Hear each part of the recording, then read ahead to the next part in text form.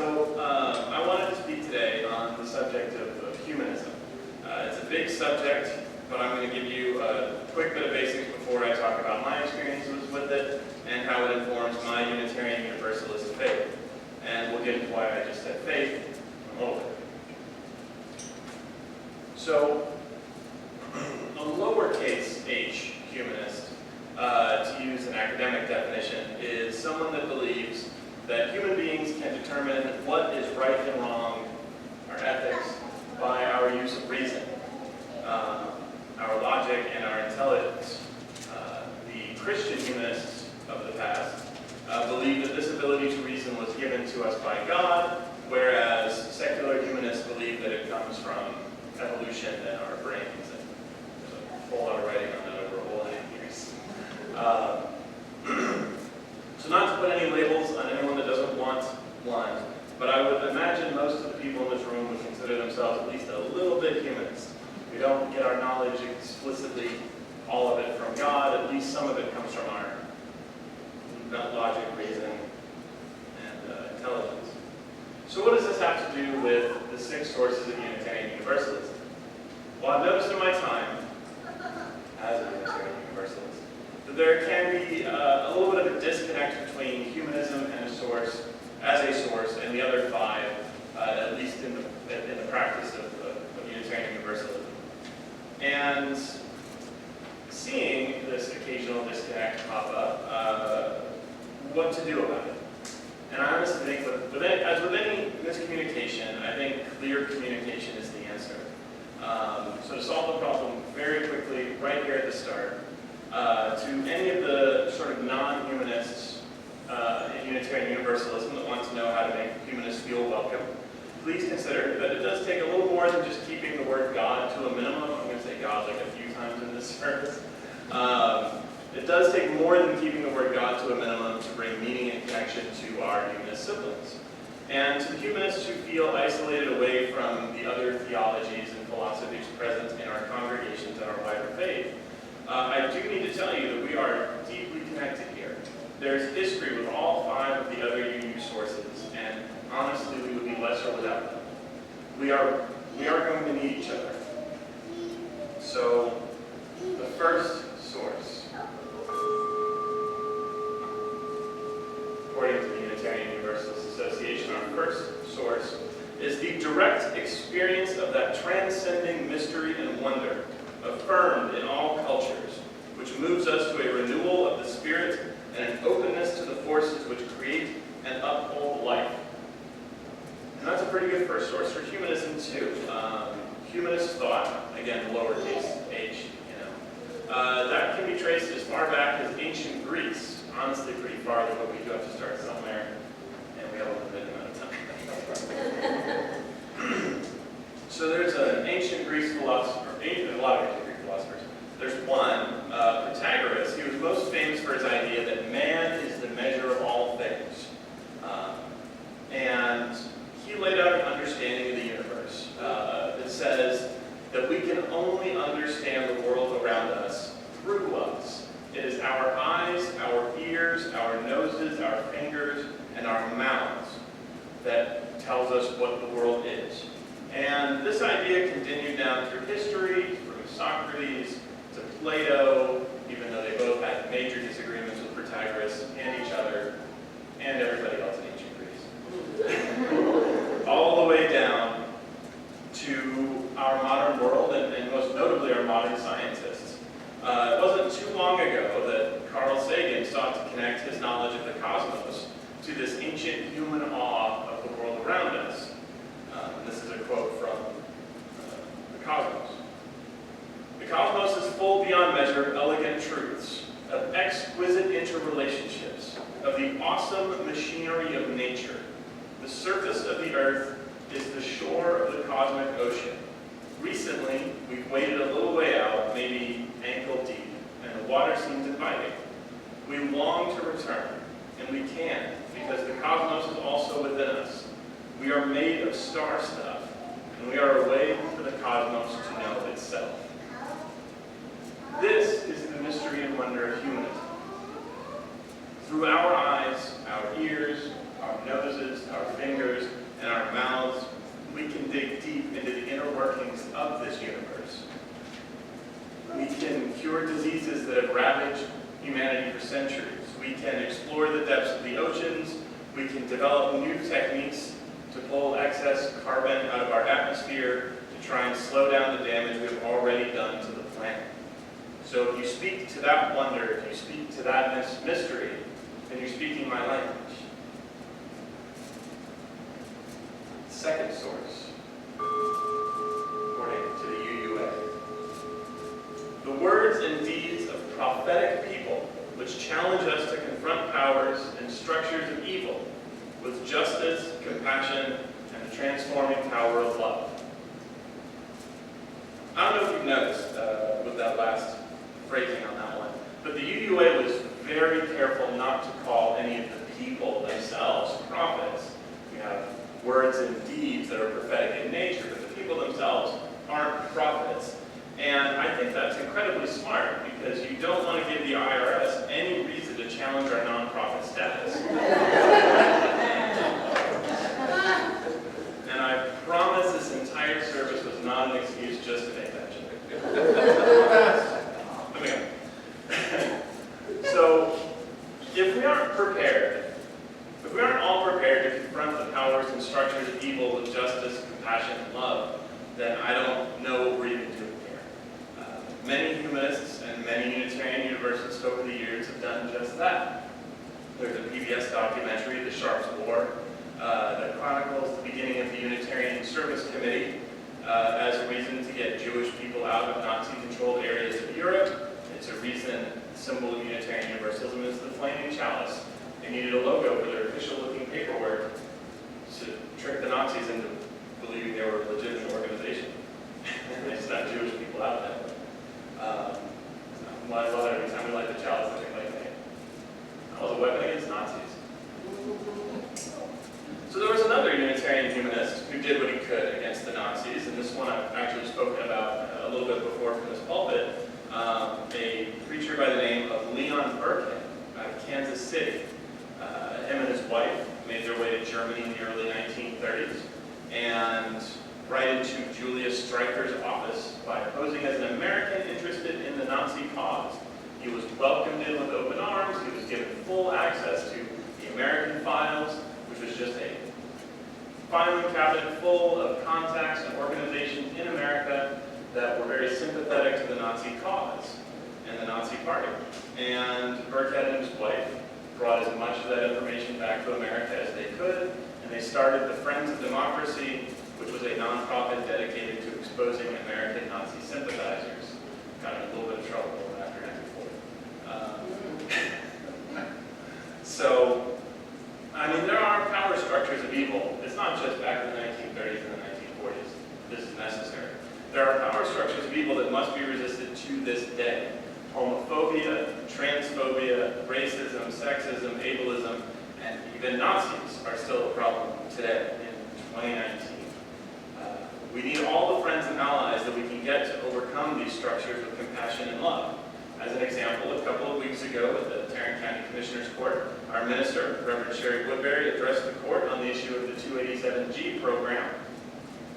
Quick bit of background on that. That is the program that allows Tarrant County police officers to act as ICE agents to enforce federal immigration law. And she spoke out very eloquently, using very Unitarian Universalist language to talk to the court. And another woman, a little bit later in the session, addressed the commissioners asking the same thing, but her words included very, very Christian appeals directly to God. And does that woman and I, do we see eye to eye theologically? No, not at all. But this is a woman who saw an unjust power structure and showed up to fight it. And that's the kind of ally that we need.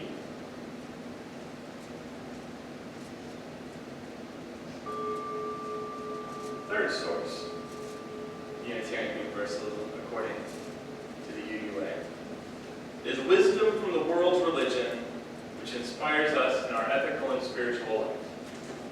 So I had a lot of choices for world religions. A lot of them out. Check it.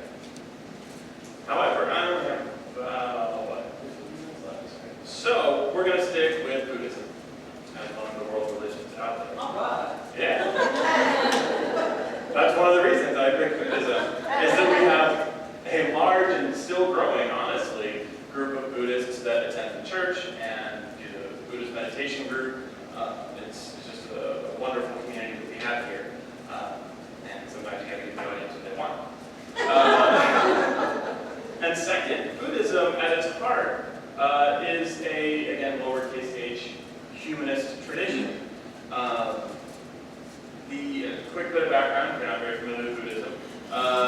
The Buddha was born a prince in what would now be considered India, and over the course of his life, he came to understand the true nature of reality and became enlightened. So a Buddhist does not worship the Buddha as a god, per se, but more as an enlightened human being that we can look at as a good and proper example. Really doesn't get a whole lot more humanist than that.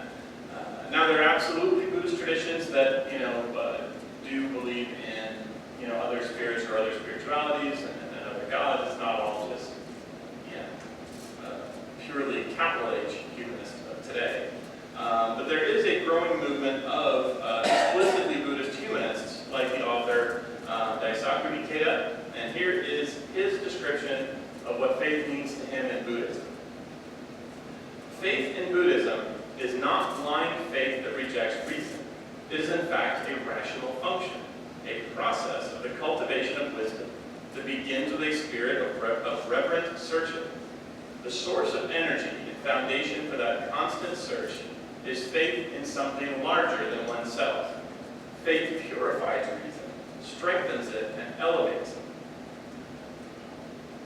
And back at the start of the reflection, I did mention my Unitarian Universalist faith, and I did promise to come back to it, so let's circle back. My faith is a humanist, as a Unitarian Universalist, is a faith in human beings. Like the Buddha, we can figure out what is causing the suffering in our lives and in the world, and we can work together to alleviate that suffering.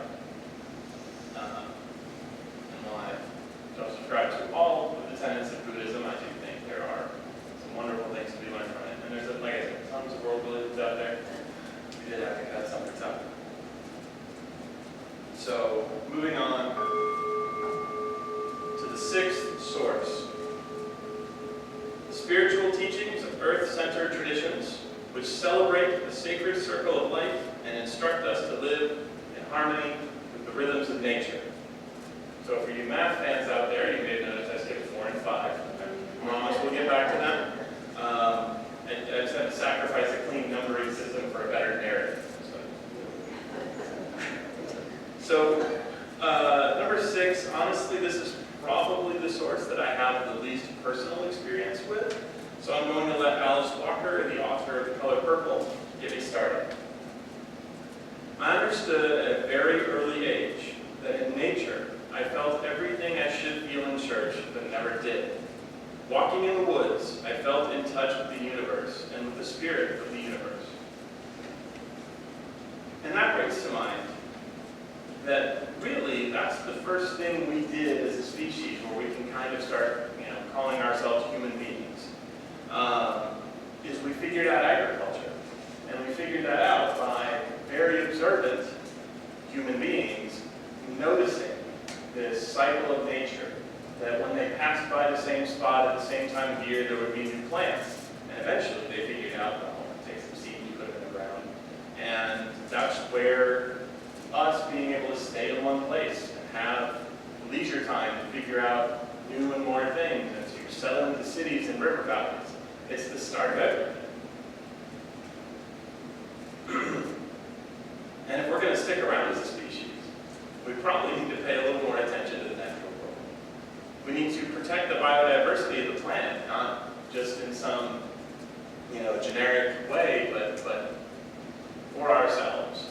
And we need to find some way to reverse the effects of global warming, because if we don't, I know there's a lot of doomsayers out there that say, well, we're going to destroy the planet. And as I tell my students in high school, we're not going to destroy the planet. We might kill all the human beings on the planet. The planet's still going to be here. So desperately need to figure out a way to stop that from happening. I like it personally.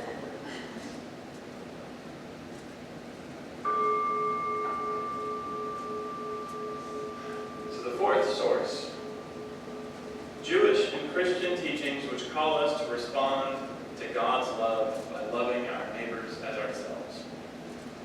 I did mention earlier that there are Christian humanists. It's a bit of a contradiction in terms these days, but again, it's not that they don't believe in God, it's they believe that God gave gave us reason and logic and our intelligence so that we could figure out knowledge and what was right and what was wrong.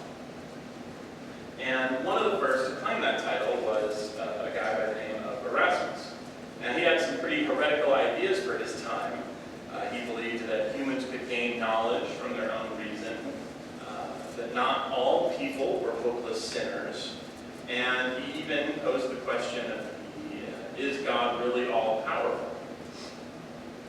So, these days that would seem a little bland, maybe, but back then.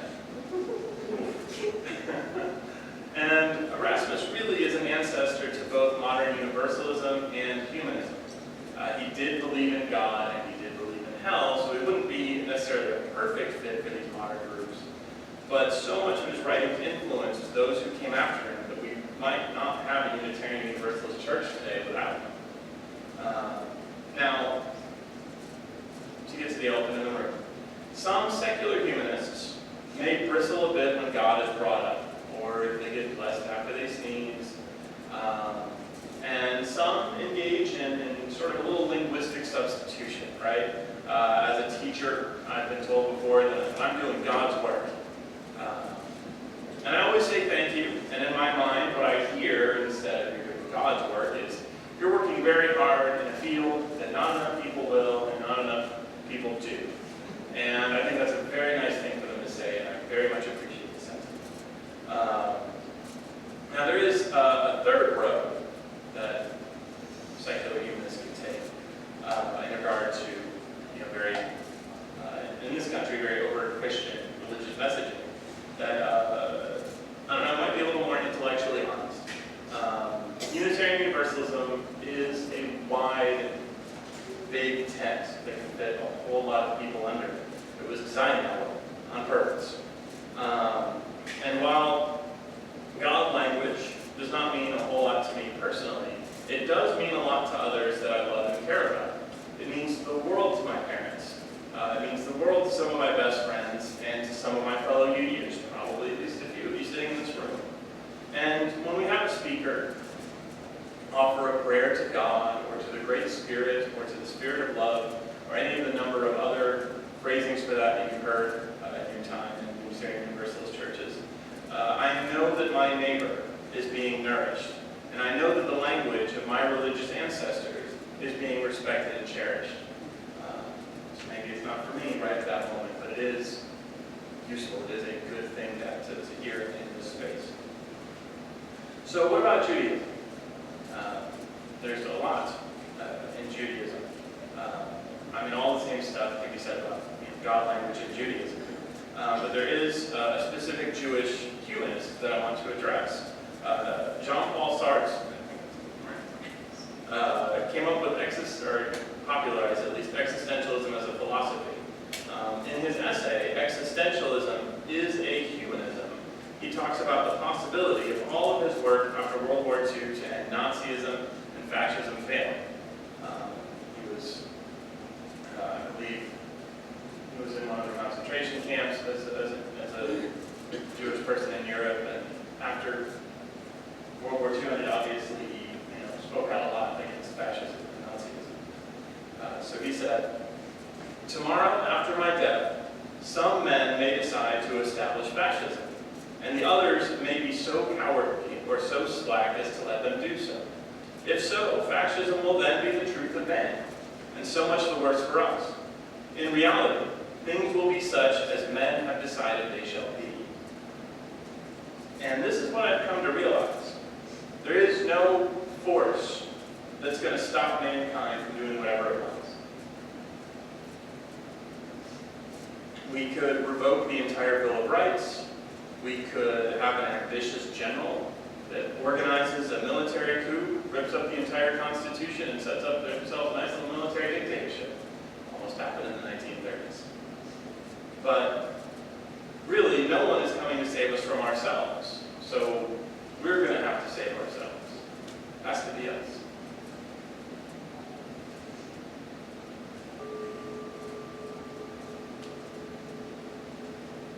And finally, the UUA recognizes as their fifth source humanist teachings which counsel us to heed the guidance of reason and warn us against idolatries of the mind and spirit. So the preamble to the first Humanist Manifesto that I read earlier was a very optimistic work. Science was going to solve everything. They believed in 1933, everything's going great, nothing's ever going to change that. Fellow students of history might realize what happened right after 1933. And in 1973, the American Humanist Association revised their manifesto, put out a new one. There's actually a third one these days, but the preamble to the second one from 1973 begins like this. It is 40 years since Humanist Manifesto 1, 1933, appeared. Events since then make that earlier statement seem far too optimistic. Nazism has shown the depths of brutality of which humanity is capable. Other totalitarian regimes have suppressed human rights without ending poverty. Science has sometimes brought evil as well as good. Recent decades have shown that inhuman wars can be made in the name of peace, and the beginnings of police states, even in democratic societies, widespread government espionage, and other abuses of power by military, political, and industrial elites, and the continuance of unyielding racism all present a different and difficult social outlook. In various societies, the demands of women and minority groups for equal rights effectively challenge our generation. And it seems fitting to me that this source, the source of humanism in the UUA, is the only one charged with the responsibility of carrying a warning. To warn against. And you may have noticed that fascism in general and Nazism in particular have shown up an awful lot today in my reflection. And this isn't an accident. Now don't worry, I'm not going to get too political. I'm not going to call anyone to the right of Nancy Pelosi a Nazi. But I am talking about actual swastika-carrying Nazis, like the ones that marched in protest at the Detroit Pride Parade. They were surrounded by the police and protected from counter-protesters by the police. I'm talking about the Nazis marching in Charlottesville a couple of years ago, where Heather Heyer was murdered. So what does that have to do with humanism? Is it our responsibility alone to warn the country and the world of fascism? No, that's everybody's job, obviously. But it is our responsibility to understand how and why young white atheists in America have become targets for online recruiting and radicalization by American fascist and Nazi groups, where the Ku Klux Klan had their racism dressed up in the clothing of Protestant Christianity. Modern fascists are dressing up racism and fascism in the clothes of free thinking and rationalism. They're not racists, they're just race realists. They are using long debunked studies that prove the superiority or inferiority of a particular group, race or sex.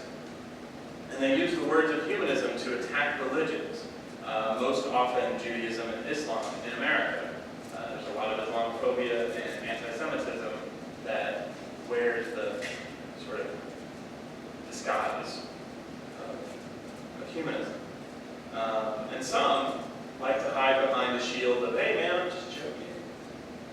You know, learn to take a joke. It's just an offensive joke. What's the problem? It's just words.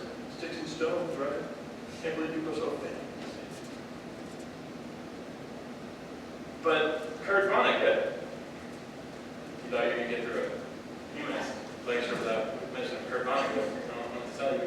So Kurt Vonnegut, a Christ-loving atheist, in his own words, wrote about this years and years ago in his book, Mother Night. The hero of this book, protagonist, I guess would be a better term, was a double agent working against the Nazis. Now, to do that, he had to pretend to be a loyal Nazi, and his work really ends up helping the Nazis in the end. And Vonnegut begins that story with a warning. Be careful who you pretend to be, because you are who you pretend to be. So, my fellow humanists, we need to pay close attention to our own. There are powers and structures of evil trying to worm their way to the heart of the next generation of humanists. We can either ignore this and cede the ground of our future to those who would twist generations of humanist thought to the service of fascism, or we can fight back with love and compassion. And we really can't do this alone either. We need those that are drawn to the transcending mystery and wonder of the cosmos. We need the words and deeds of all prophetic people on earth. We need the wisdom of the world, and we need those who keep in harmony with nature, and we need those who share our Jewish and Christian history. And together, we can aspire to the greater good of humanity.